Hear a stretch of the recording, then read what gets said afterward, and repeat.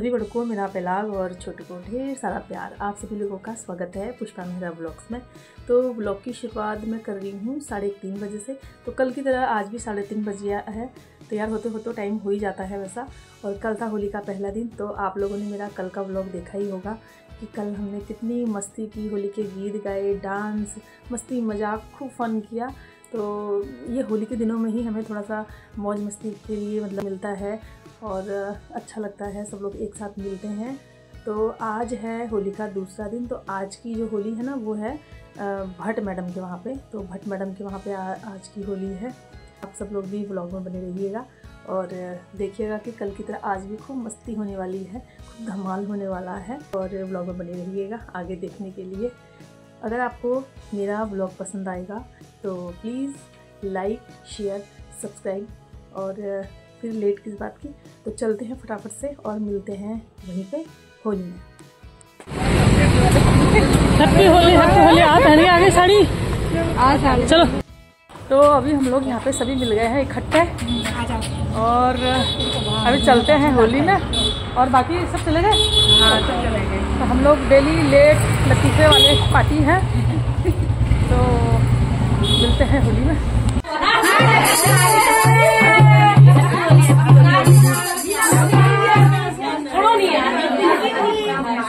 Happy Holi,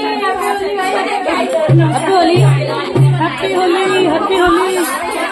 छोड़ेंगे नहीं, happy Holi. Allergy तो नहीं है ना? कलर से एलर्जी नहीं है ना? लगाने दिया बिल्कुल एलर्जी है ना? आज हो गया